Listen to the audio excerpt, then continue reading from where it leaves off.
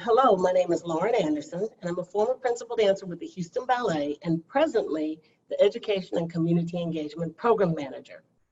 I want to welcome you all to Breaking Boundaries. Today's conversation is on the Black experience in the dance world and beyond. I have the distinct pleasure to be here with three people who are very special to me. I'm going to do a quick introduction and we're going to dive right in. So we have Katlyn Addison. Hey, Katlyn, wave. Hi. There's Katlyn. She was born in Ontario, Canada. Katlyn started her training at the age of 10 at National Ballet of Canada. She continued her training at the Pacific Northwest Ballet School, Houston Ballet School, and the Houston Ballet Academy. She joined the Houston Ballet as a quarter ballet member from 2007 to 2011 and went on to Ballet West, where she is currently a first soloist. She was the first Black woman to play the Sugar Plum Fairy in their Nutcracker, and she's danced principal roles in numerous classical ballets, neoclassical ballets, and contemporary ballets. She's also a guest soloist in Glasgow, Scotland at the Scottish Ballet. So along with dancing, she is teaching, she is coaching, and she's also a choreographer. My dear Katlyn. And then we have Ayisha McMillan Cravotta. She was born in Chicago, Illinois. Were you in Chicago? I was born in Minneapolis, but I grew up in Oak Park, right outside of Chicago. Okay, I got that all wrong. All right. Ayisha joined the Houston Ballet in 1996. When did you leave the Houston Ballet, Ayisha? 2002. And she left the Houston Ballet in 2002. She danced for 5 years after that in the Charlotte Ballet and was the first Black woman to play a principal role in their Nutcracker. After retiring in 2007, she joined Charlotte Ballet's marketing team, and then in 2011 became principal of the Charlotte Ballet Academy. Now in 2015, hang on, changing pages, she was named the Academy Director. To this date, she's still the Academy Director and it guides programming for over 1,100 students annually. Now there's a little known fact about Miss Ayisha. This woman was in the quarter ballet of Houston Ballet. While in the quarter ballet of Houston Ballet, she went to Rice University. She got a degree at Rice University. Well, I didn't get the degree, but I did go. I did go for several years. 6 years. While dancing from 10 to 7, 5 days a week, along with performing, she went to Rice University. Okay.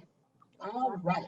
Not online. I graduated from Houston Ballet Academy too. I'm a Houston Ballet Academy baby. 1993. We'll talk about that. We hadn't gotten there yet, but okay, she just busted. Okay. So the three ladies on here are Houston Ballet Academy babies.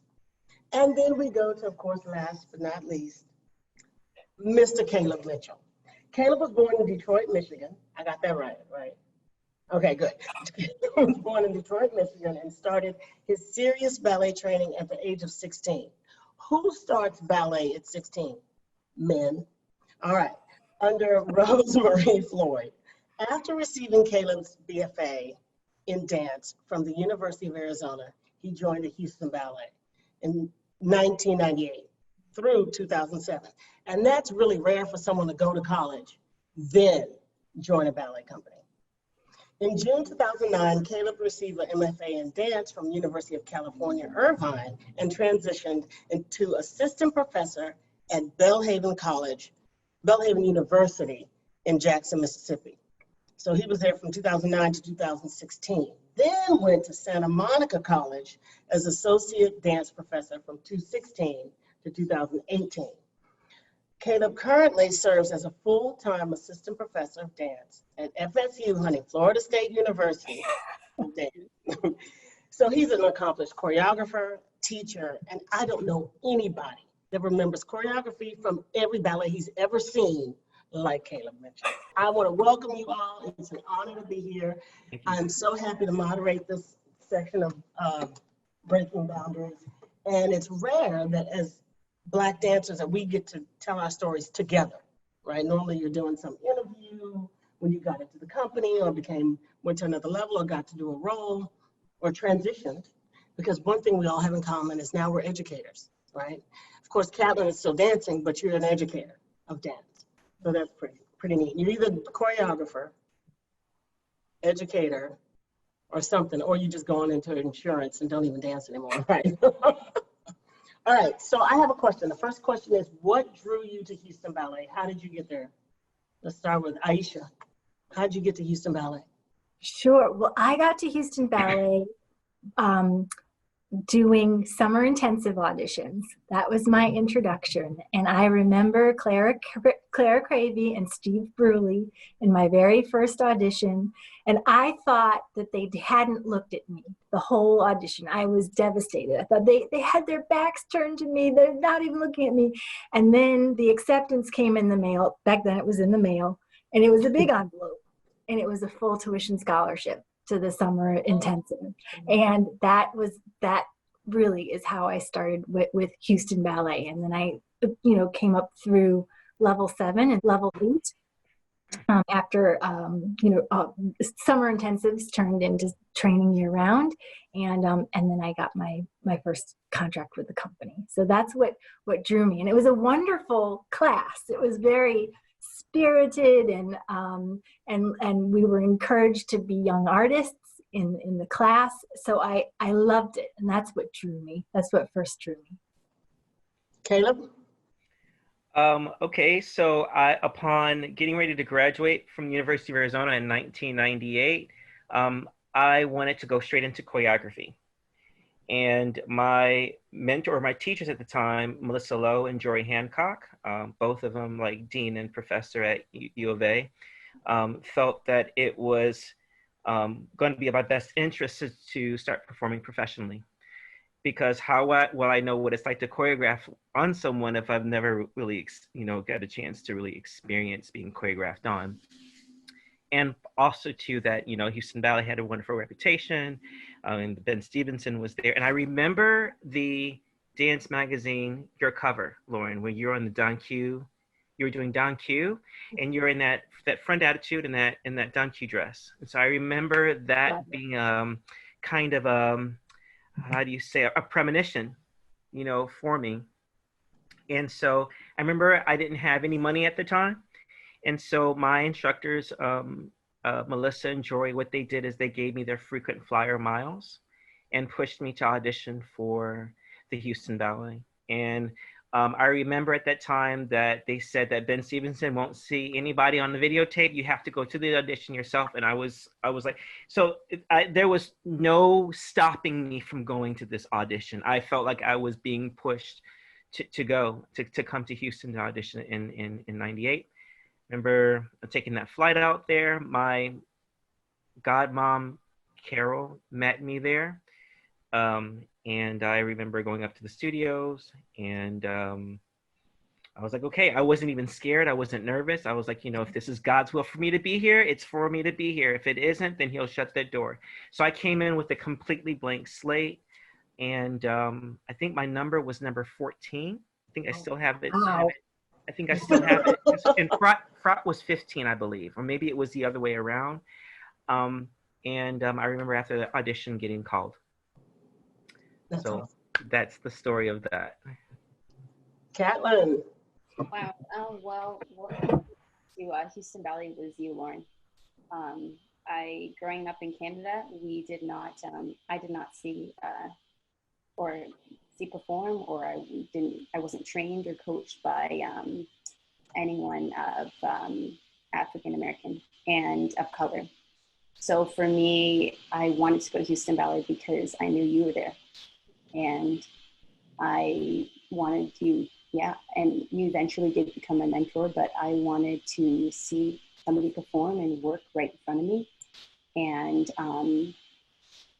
isn't that crazy, the power of having that experience of seeing somebody who looks like you.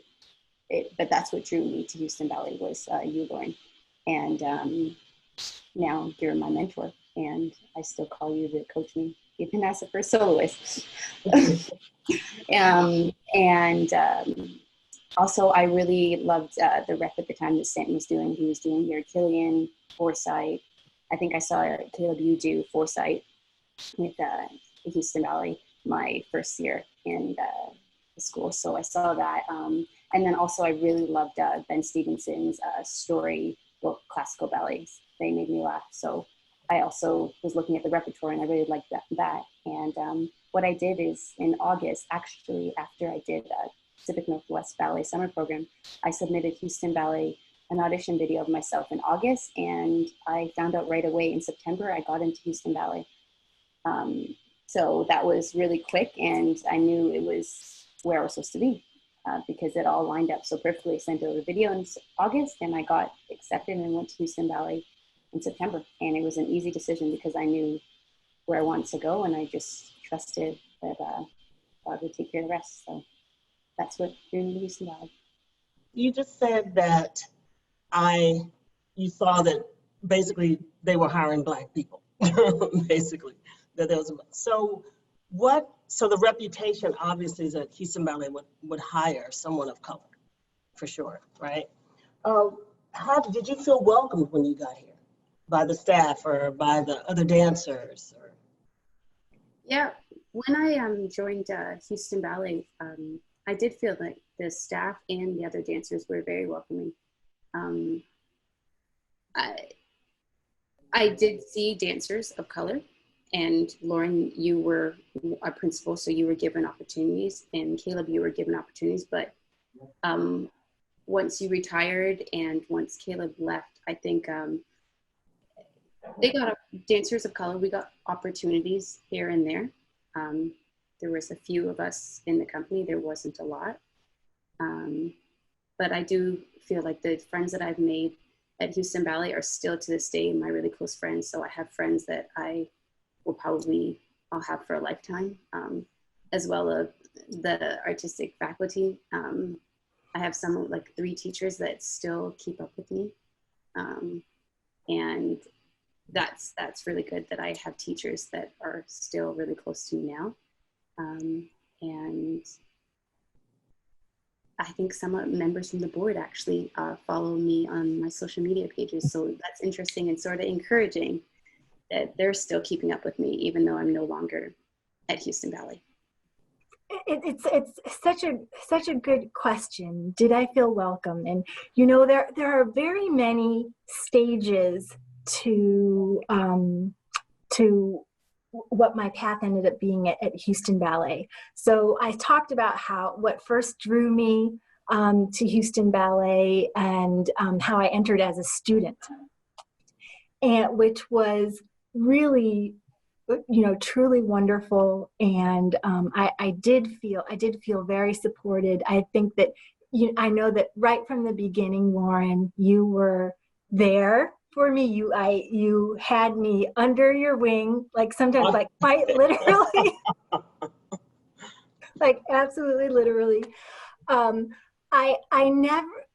think in looking back, you know, I had come from from schools. One of them, I trained under Homer Bryant, who had been a principal dancer at Dance Theater of Harlem, and he had made sure that I had that his wife Rhonda had coached me. So I was very fortunate to have had some Black ballerinas and Black ballet dancers in my life who were coaching me and teaching me. So I didn't have any, you know, any Lauren Andersons in my life before Lauren Anderson, because there's only one, and you're not gonna confuse that with anything else. And that type of support from you later on, once I got into the company, that type of support from Carlos, being able to have Sandra Organ in the company. Then when Caleb, when you joined and we got to enjoy being in the company together. I think it's hard for me to answer about welcoming. Yes, I felt very welcomed. It wasn't probably until a little bit later and reflecting back when I started to understand some of the complexities. Also Ben Ben was he's so amazing in his big-heartedness, such a big heart, his always using a sense of humor, always using a sense of humor. But he's the artistic director. You know, the director. There's a complexity there. But I felt so. There are so many ways that I felt supported and loved.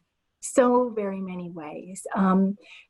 But to be very honest, racism is real, prejudice is real, implicit bias is real, and it was present in the community, in my Houston Ballet life along the way.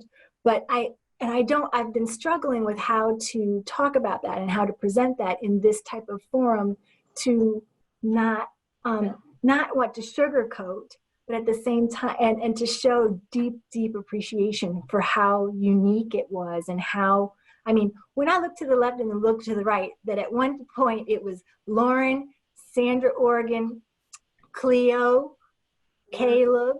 We had 6 people, and there was one point in time we had 6 people on different levels at the Houston Ballet. But still, there was those times in between those 6 people that were not comfortable, that were not welcoming, and were not, I mean, you know, it's just part of our story.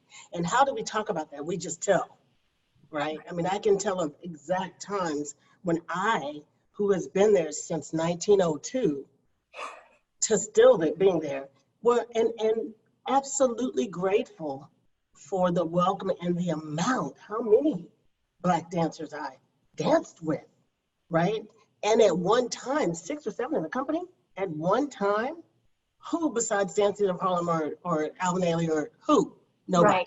It wasn't happening anywhere. So let's just be real. That was happening here back then. However, it was not always comfortable.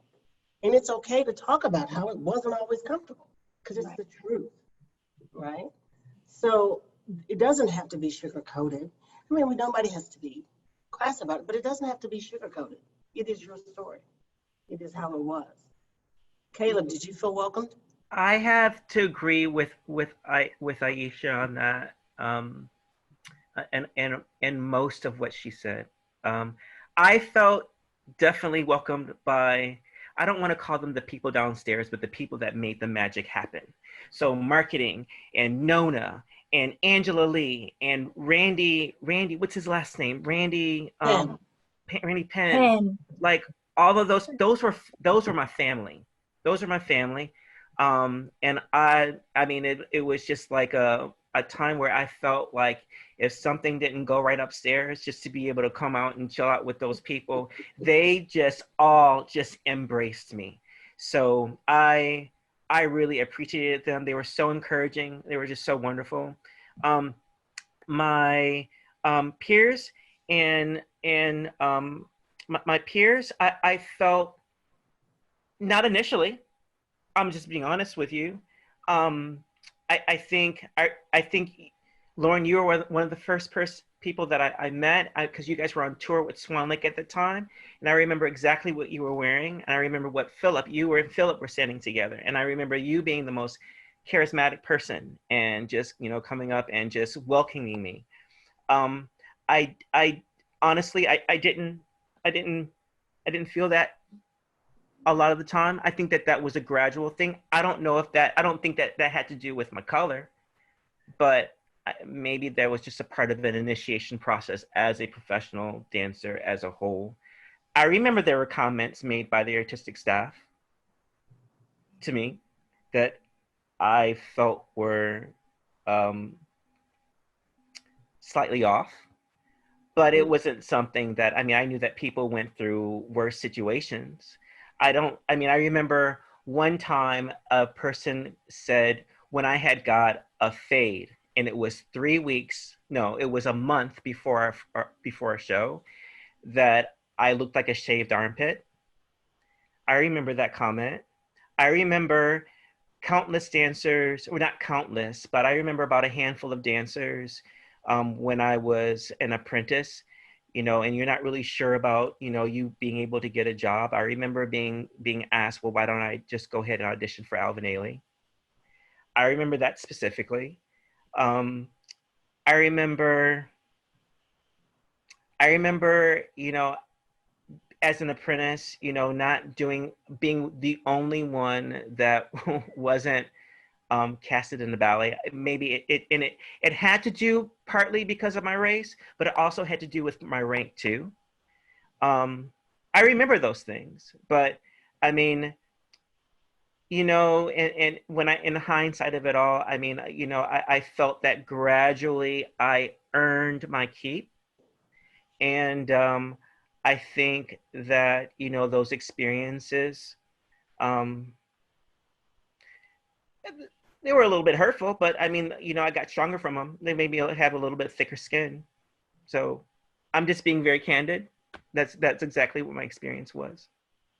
Yeah, I had some moments in the dressing room with some of the dancers. My moments were with dancers. The staff, amazing. Our staff is amazing, right? But I definitely had some moments with some of the dancers and the choreographers that came in from other places that didn't think it was appropriate that I color the corps. It's hard when you realize how much you carry. And Caleb, we've been friends a long time, and so some of these stories I remember too, and I carry too, and I'm sorry, and I'm sorry that you carry them. I carry them too. I carry, what was it? Someone on the staff told me on stage that I should stop smiling. Don't ever smile with my teeth, because my teeth are so white and my skin is so black, and it looks terrible. So don't ever smile. The same person told me that too. Of course, they also told me to get nose tape. Nose was too flat. So there's just, and amongst your colleagues too, it's hard to get away from that. This is ballet, and there's a very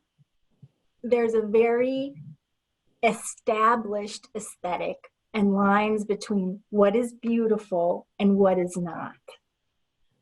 A colleague telling me once, but you don't have like black features. You're beautiful. Wow. That can happen in any industry, I think. Yeah. But I think that especially in this industry where so much is placed upon the physical presentation, and so much of our success is placed on the physical presentation, and that it can feel very lonely. I do think in the change of the generation a little bit too, my time with Houston Ballet, I questioned sometimes. I mean, I wasn't the lowest ranking, so sometimes I would question if it was my ranking or if it was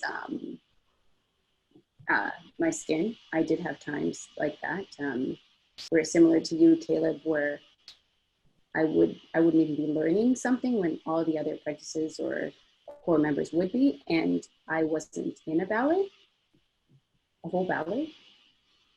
But that didn't break me down. I mean, I just kept on pushing, and I just assumed maybe I wasn't suited for that ballet, and I'm going to try to be suited for the next ballet. Right. And the next one after that, and the next one after that.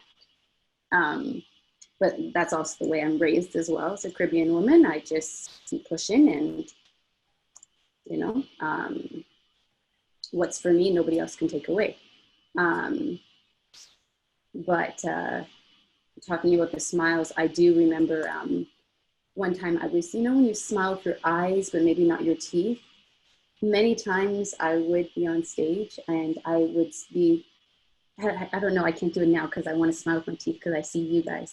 But I would be smiling and my lips may be closed, and I would get some feedback like, Katlyn, why do you look so angry? And I was like, I wasn't, I was enjoying myself, but I felt like I needed a strong and, I don't know, like a closed mouth feel to the step. That's just how it felt, you know? And I would get that comment. And then once I did like pin out and grin, then they'd be like, oh, I saw you, that was beautiful. And I was like, but I was doing the same thing, just like with a little bit of a closed mouth, you know? So yet again, at that time, then I wondered if it's just they couldn't see me, because I know one of my girlfriends beside me was dancing. One of my peers was dancing beside me, and she didn't have a grin on her face, and she didn't get the same correction as me. So yet again, I had a time where I stepped back and I thought, oh, okay, maybe you don't see me, or there's not enough light on me, or maybe I need to be in the front so you can see me there without a smile. So those thoughts crossed my mind as well. So, but I do feel like when I was in the company, my peers though were really nice to me, and I had a lot of, I developed some really great friendships, and even the higher ranking dancers were, like Melody was very supportive, Kelly was very supportive of me, Shaquelle was like a big sister, she's still a good friend of mine too. So yeah, and even through the rankings, everyone was very kind. So I had a different experience there with my peers, because they were very kind. But I also had blinders on, and I wanted to get up there, and that's where I was going, and nobody else was going to stop me. I have to, I mean, since we're talking about this, about welcoming, it's just strange how, you know, Houston Ballet is very much noted as a melting pot of amazing, wonderful dancers. So you have dancers from South America, from China, from the Ukraine, from England, from Canada, from everywhere. And that was, you know, that was awesome to see, you know, and that just got me even more interested in international culture and wanting to travel. And it just whet my palate for that, you know. And our staff was from everywhere too. I mean, we had staff from, you know, from England and from Spain, you know, with, you know, Trinidad, and from Australia, and you know, that was great to all of a sudden just pick up on these different kinds of languages and different accents and stuff like that, and things like that. The thing I couldn't help but remember, one of the last pieces that I did at Houston Ballet was something that a choreography that came from someone that wasn't aware of symbols in history. Mm-hmm. And I remember not being welcomed by that particular piece. We had conversations about that. So you struggled with that one. I did. I really did. Yeah. But we're talking about welcoming, so I just wanted to put that on the table and be candid, but discreet at the same time. It's funny because when I see that, because, you know, the Academy does that, bits of that in our studio series, and I see the choreographer side completely. It's so part of our history, right? It's not for some of us, it's definitely not a lovely part of our history, but it's part of our history. So you're right. I mean, there's that whole thing of not knowing culturally what is accepted and what isn't. How do you know, right? There's that whole battle, and that's what's going on right now with this whole Black Lives Matter movement and all this. It's like, how do you know? Because some people just don't know, especially if you're from another country. You just don't know, right? So that's what we hope we have these conversations and open up hearts and minds, and right. Okay, so then what changes? Education. So what changes would you like to see in classical ballet that would foster inclusion, right? Now, we talked about that because I know it's different, because some young people want to see something and old people like me are like, well, there's classical ballet and then there's a step in between. So what do you personally see that we could do that might foster inclusion with? Yes, go. I see you chomping at the bit, Caleb. Go. Okay, so two things is that if we're talking about, I'm talking about, you know, Houston Ballet and specifically, there are more than a handful of Black choreographers that can create post-neoclassical, neoclassical work. So that would be great to start to develop a legacy of ballet choreographers who are Black. I think that's one. And number two, it would be nice to see more, and I'm just talking about in ballet in general, the ballet world in general, to see more Black ballet dancers dancing neoclassical, post-neoclassical work, not just work in a soft shoe or bare feet. Okay. You want to see more Black people do in the middle? Yeah, that precisely, because I haven't seen too many. I haven't seen too many dancers do, work by, David Dawson. There's some beautiful dancers out there. I haven't seen, too many, Black dancers, not just Dancers of Harlem, but in lines, but haven't seen too many Black dancers doing, outside of the work, those two companies doing work for Alonzo King or John Elaine, who are really nice established choreographers that can produce some beautiful work. It would be nice to see that work on other That would definitely create some inclusion. Yeah. I believe, especially since now my role, the work that I've been doing for the past almost 10 years has been on the training side, and how am I ushering in new generations of dancers, and I think it's like you mentioned, Caleb. I think that the repertoire, the choreographers, we are here. They are here. The work is here. Caleb Mitchell is here, and can't wait to bring you back to Charlotte Ballet. Anyway, Katlyn, the choreographer. Yes, we have to have the work on stage. We have to have the creators. We have to have more Black ballet teachers. We have to have more Black academy directors. You know what what I don't know as much how to address is how to help change the understanding of what we behold as beautiful. Or even I found myself writing to my students recently about and reflecting on myself about how it was so hard to behold my body as being acceptable,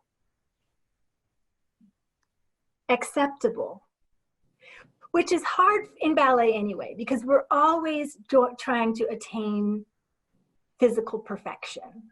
No matter who you are, you're trying to attain physical perfection. But I think the very first time that I can remember looking at a video of myself and not cringing was when we were resetting Alvin Ailey's The River. And I happened to catch a glance of myself, and I didn't cringe, and I realized, oh, I'm okay. And I'm not trying to say it can only be a Black choreographer who creating the work that would make me okay. But what were all of the messages and all of the paradigms, all of the things that I have been over the years absorbing about my physical self, not being the curve of this and the curve of that, and too much of this and too little of that.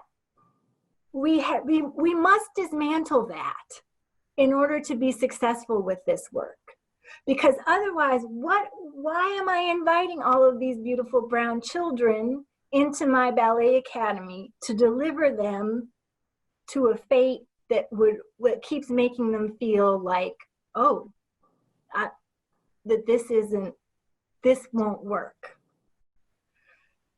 I think it takes all of it in order to happen. But by all of it, I mean the choreographers, the directors, the shoemakers, the tights makers, the people who, the lighting designers, the set designers, the composers, all of it. I think that also we need continuous educators like us teaching as well. There needs to be more teachers of color in the ballet world, way more. And directors, and yeah, there just needs to be more too, because like we were talking about, the visual of seeing, like Caleb, you used the example of seeing somebody on stage of color dancing a role, it inspires you. So I know in the studio, when I have a teacher, when I would have Lauren, you coaching my point class, I knew at least I had one person, if I wasn't believing in myself that day, I had one person in the studio who believed in me. And I don't know what it is, but when you see somebody who may look similar to you in the studio leading you, I feel like it gives children hope, or kids hope, that at least they have one person who will believe in them or give them an opportunity or push them. Just that one person. I feel like sometimes it just takes one person to really encourage you, strike a nerve, to just make you believe in yourself. So I agree with both of you guys. I think that we, in the classical ballet world, that they do need to start off with their choreography that they're bringing in for the main companies, that it's of people of color, so that we're used to a different ethnicity, let's say, a different maybe style of working, let's say, a style of movement. Or they might realize it's very similar to other Caucasian choreographers as well. And also seeing dancers of color doing all genres of dance. I agree with that. And that's slowly happening. I'm seeing a little bit, but it should be more. It shouldn't be like, oh yeah, it's slowly happening. I should see it all the time and it's the norm. Because there are some really good dancers of color out there. And also, I think changing the lens of the selection, going into the academy side, the selection of the dancers that they're grooming. I do think it's great that all three of us, you are in the position to are selecting young dancers of color, because your lens is completely different than I think of somebody of Caucasian who are selecting the dancers. And I think there should be a change of the lens that people are looking at the young to select and groom. And then also there should be somehow a way that we can create opportunities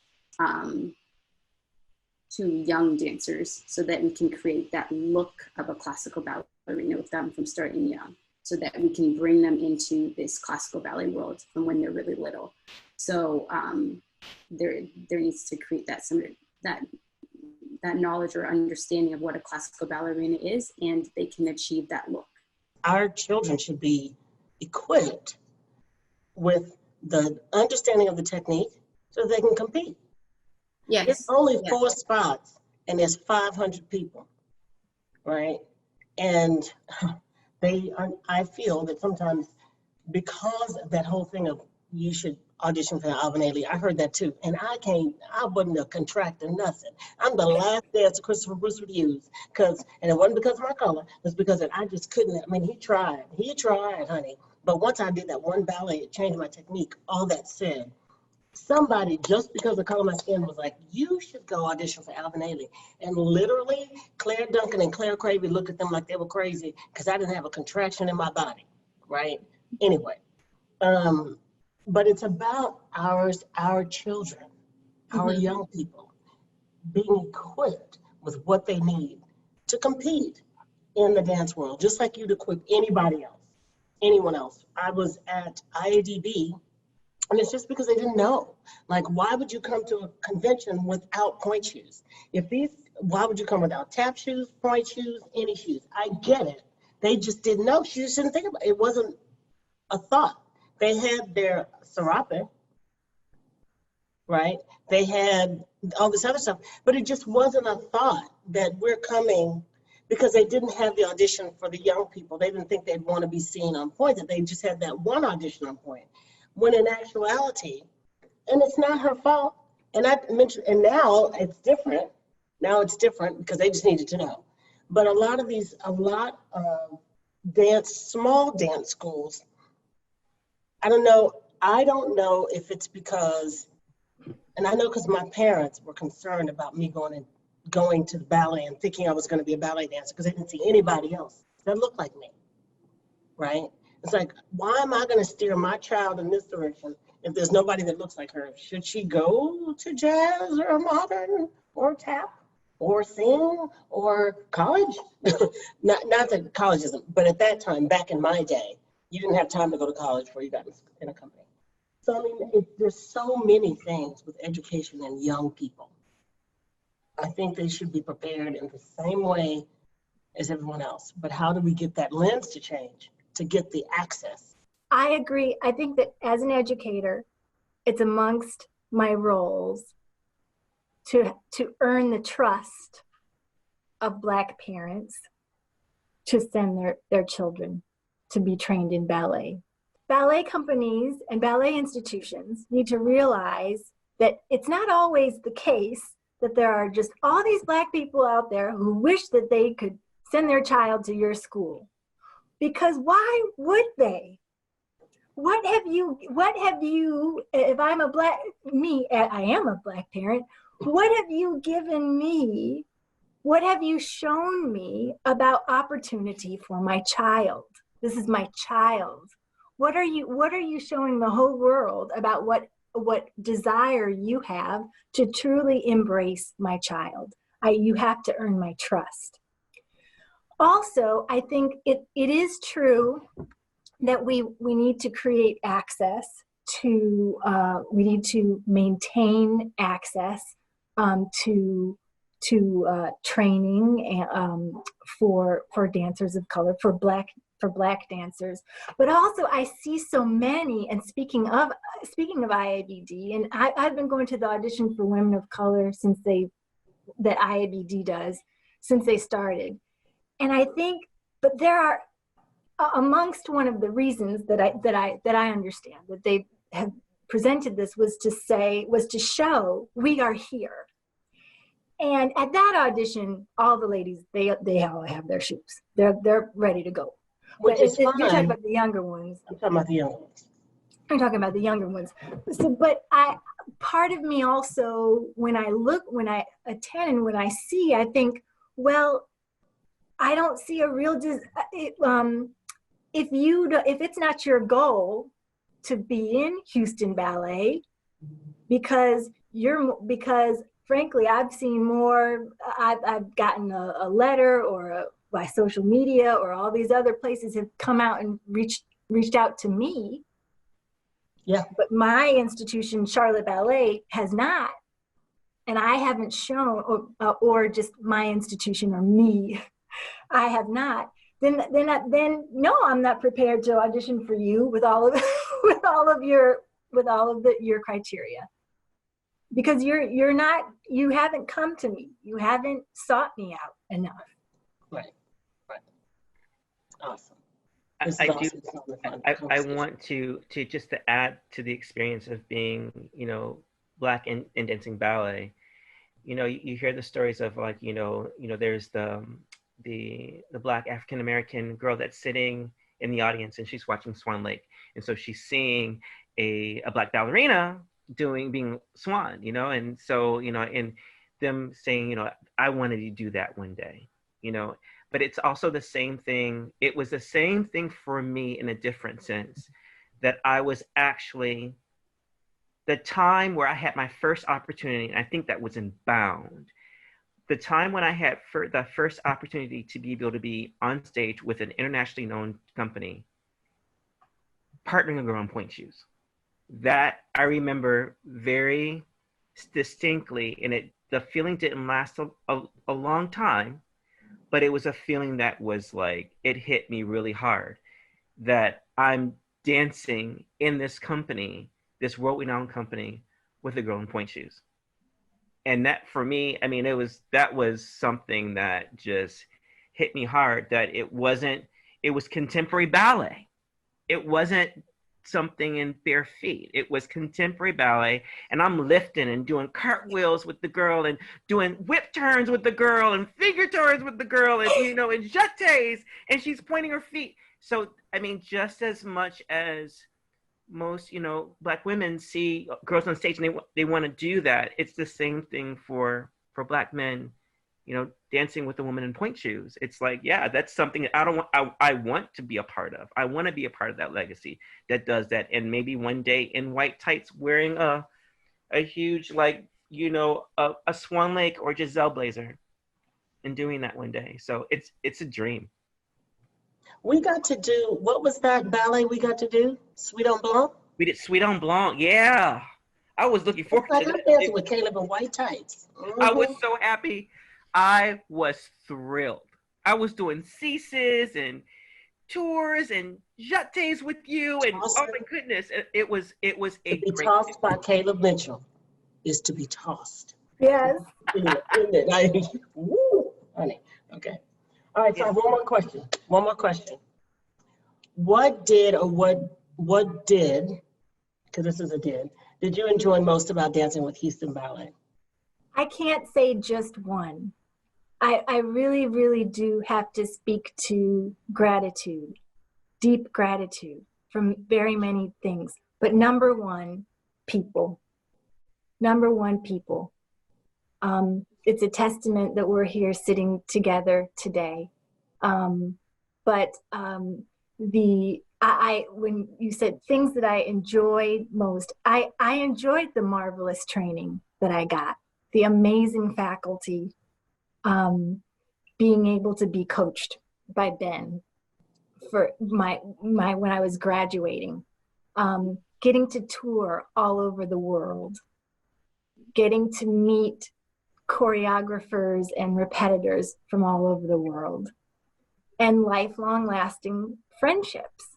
One thing I really enjoyed about dancing Houston Ballet was the theater. I loved the Wortham Theater. I don't know what it was to me. It was big, and I just remember the applause at the end of a performance that you would get would be roaring, and I would just feel, especially one of those nights that you give it all on stage. The audience, I felt like Houston Ballet is really appreciative of your dancing. I felt that personally, and the theater was gorgeous, and it just felt really special to me as a young dancer.